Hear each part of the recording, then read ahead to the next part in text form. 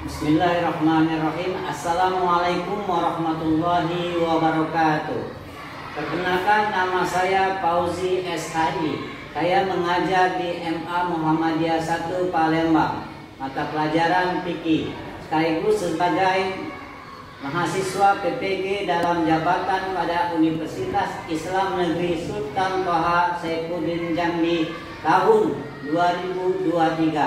Saya akan menyampaikan praktek pembelajaran dengan tema Toharo. Selamat menyaksikan. Assalamualaikum warahmatullahi wabarakatuh. Waalaikumsalam warahmatullahi wabarakatuh. Apa kabar anak-anak semuanya? Alhamdulillah luar biasa. Allahu Akbar. Apa kepada sehat semua? Sehat. Alhamdulillah.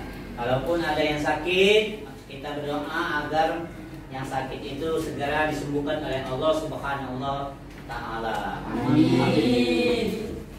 Baik anak-anak kalian, sebelum kita belajar, ada baiknya kita berdoa terlebih dahulu. Untuk berdoa ini, kami silakan salah satu di antara kalian untuk memimpin doa ke depan.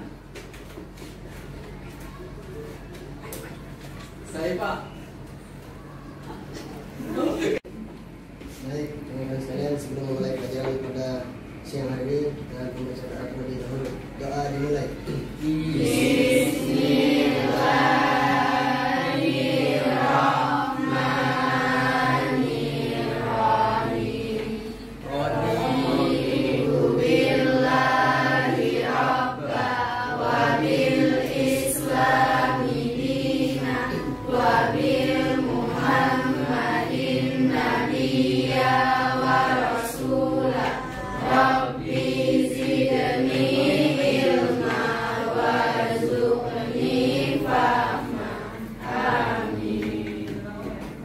Baik anak-anak, sebelumnya Bapak akan mengabsen kalian satu persatu. Ajalia Agustin, Ahmad Farel, Hadir, Pak. Alia Geledesia. Sakit ya? Arini, Chandra Kirana, Cinta Sapitri, Sakit. Digo Anggara, Sakit. para Ayunda Rahma. Adira. Kita belajar, tentunya kita harus tahu apa tujuan dari pembelajaran kita pada hari ini. Yang pertama, siswa harus mampu memahami makna toharo, baik itu secara bahasa dan istilah. Siswa mampu menyebutkan pembagian najis, contoh dan tata cara membersihkannya. Dan keempat, siswa mampu menyebutkan pembagian air dan macam-macam air.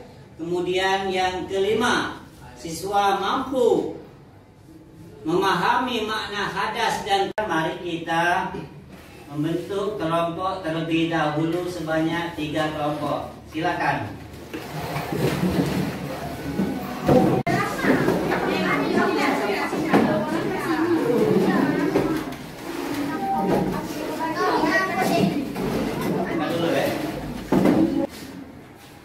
Baik anak-anak sekalian, sebelum kita belajar, silakan perhatikan ke depan, ke papan tulis.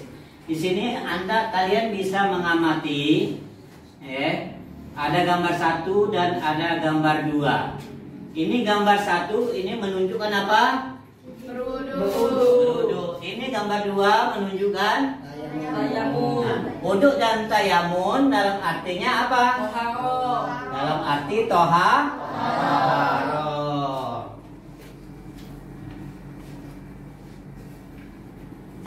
Apa itu toharo? Suci. Toharo ada 2 ini. Pertama dalam bahasa yaitu membersihkan kotoran, baik kotoran yang berwujud maupun yang tidak berwujud. Itu secara bahasa.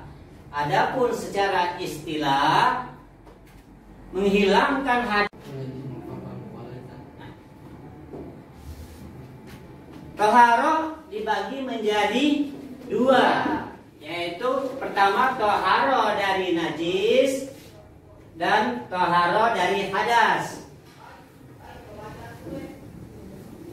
Najis terbagi menjadi 3. Pertama, najis mukhafafah. Najis mukhafafah itu artinya najis yang ringan. Apa contoh najis ringan itu? Kencing bayi yang 2 tahun. Ya, contoh najis ringan itu adalah kencing bayi yang berumur 2 tahun yang belum makan apa-apa selain air susu ibunya. Bagaimana cara membersihkan najis ini? Cara dilap, ya. Kalau kamu perhatikan di gambar ini, yang ambil air terlebih dahulu, kemudian dilap, dipercikan air itu, lalu dilap najis itu. Itu cukup dengan cara membersihkannya. Ngerti? Yang kedua, najis mutawasito. Najis mutawasito ini adalah najis menengah. Ya. Yang kedua, najis mutawasito. Apa itu mutawasito? Yaitu najis yang menengah. Contoh najis mutawasito adalah air kencing, darah, nanah, kotoran hewan selain anjing dan babi. Sekarang bagaimana cara kita membersihkannya? Untuk cara membersihkannya, pertama kita bersihkan, ambil air dulu, kemudian cara membersihkan najis mutawasito yaitu dibuang najis itu terlebih dahulu dengan air mutlak.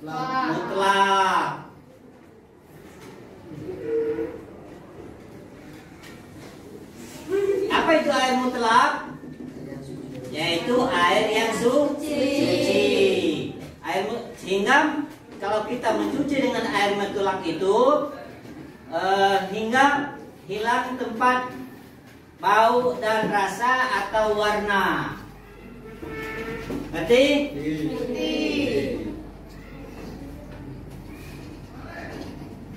Yang ketiga, najis mughalazo.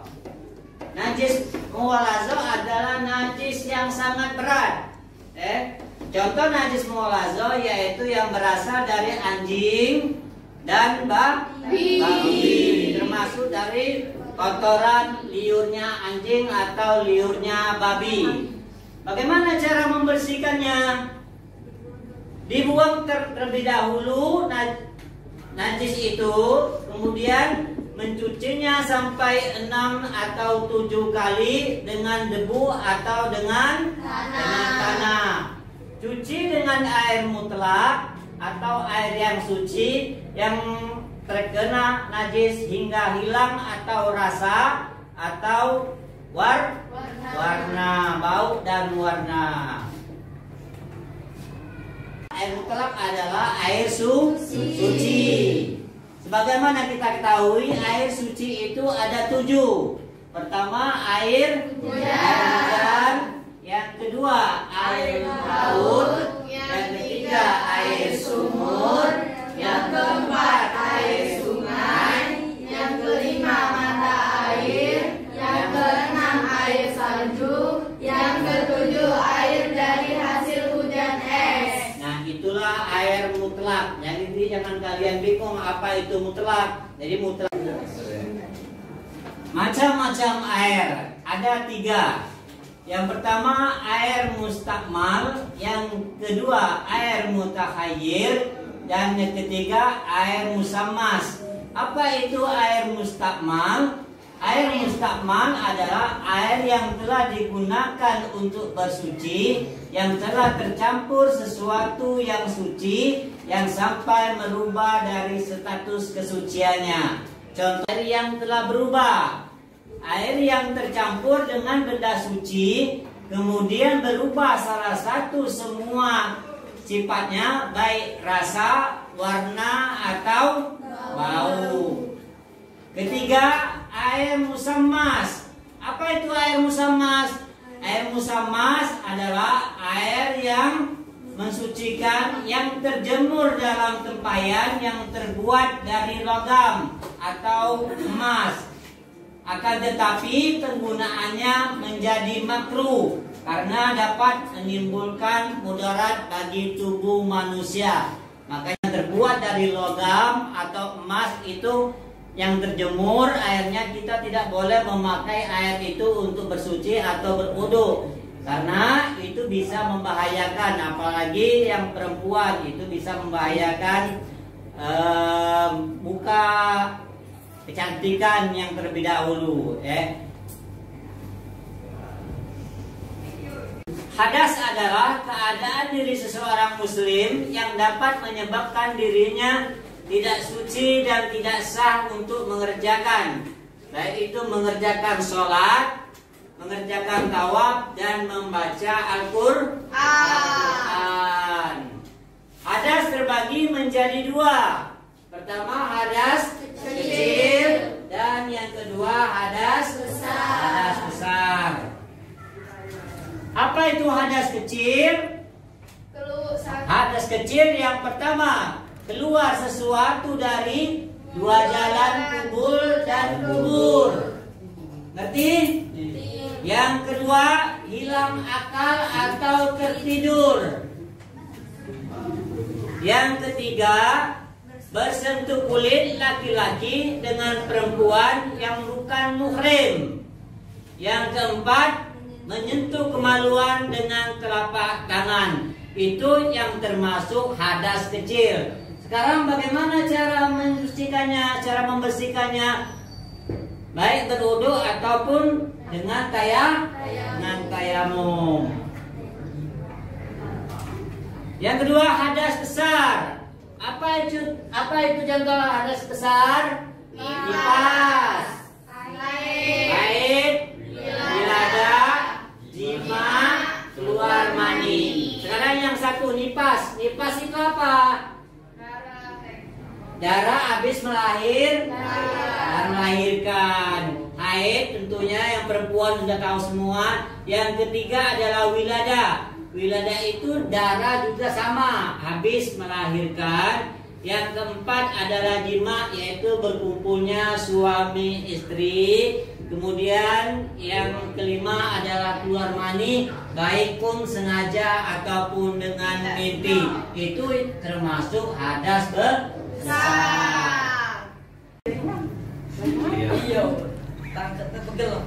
Sekarang hikmah toharo. Apa hikmah toharo? Yang pertama, orang yang hidup bersih akan terhindar dari segala macam penyakit, karena kebanyakan sumber penyakit berasal dari kuman dan kotor.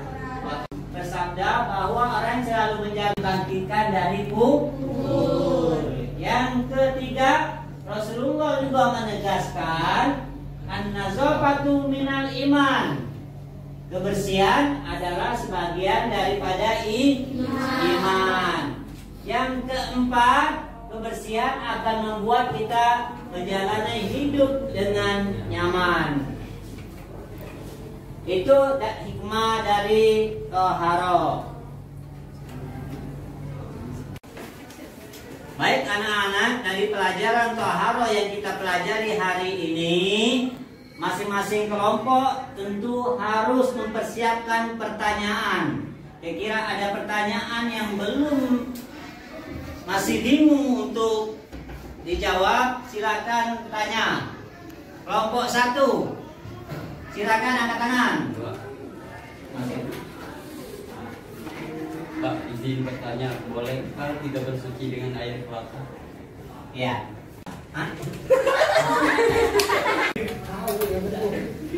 Pertanyaannya bagus sekali. Bolehkah kita bersuci dengan air kelapa?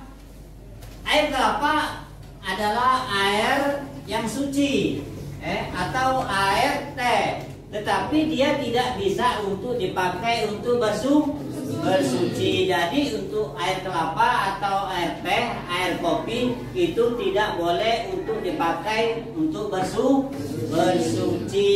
Sudah jelas kalian? Sudah jelas, Pak. Sudah. Silakan. Pak izin bertanya, apakah boleh kita wudhu di dalam WC? Ya, pertanyaannya, apakah boleh kita berwudhu dalam WC? Sedangkan dalam WC itu ada toilet.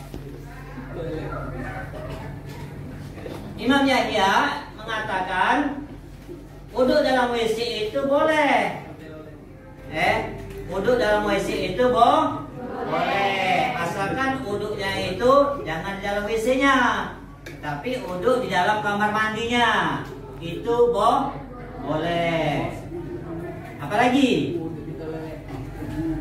Yang ketiga, kelompok 3. Pak, izinkan saya bertanya, apa nama najis yang kelihatan wujudnya dan apa nama najis yang tidak kelihatan wujudnya? Ya. Bagus sekali pertanyaannya. Najis yang kelihatan wujudnya dan najis yang tidak kelihatan wujudnya. Najis yang kelihatan wujudnya yaitu najis yang kedua tadi, yaitu najis mutawasito, atau dalam istilah bahasa Arab najis ainiyah. Apa itu ainiyah? Yaitu najis yang terlihat. Najis yang terlihat itu seperti apa? Najis yang terlihat, kotoran. Yang tidak terlihat apa? Najis yang tidak terlihat. Kencing. Ya, kencing. Kencing itu tidak terlihat, tetapi kita melihat dari air, bau, warna dan rasanya. Itu. 1, 2, 3. Baik anak-anakku semuanya, dari pelajaran kita pada hari ini yaitu taharah, tentunya kalian telah memahami dan telah bisa menyimpulkan. Siapa yang bisa menyimpulkan dari pelajaran taharah ini? Ya, silakan Sabir, maju ke depan. Baik, yang pertama hikmah dari pelajaran taharah pertama membersihkan jiwa, yang kedua membentuk moralitas sesuai kepribadian muslim yang hebat, yang ketiga membentuk tatanan masyarakat hidup sehat. Sekian, terima kasih. Ya, terima kasih. Itu aja penjelasan dari kawan kita tentang hikmah dari taharah. Yang jelasnya, yang taharah itu kalau kita tidak boleh beribadah kalau kita tidak boleh suci. Jadi salah satu kita beribadah adalah suci. Suci dari hadas kecil dan suci dari hadas besar. Baik anak-anak, mungkin sampai di sini dulu pelajaran kita. Untuk tugas, silakan kalian kerjakan tugas. Ya. Baik anak-anak sekalian, ini ada tugas terakhir. Dan tugas ini bisa kalian kerjakan sekarang. Kalau tidak selesai sekarang, silakan kerjakan di rumah.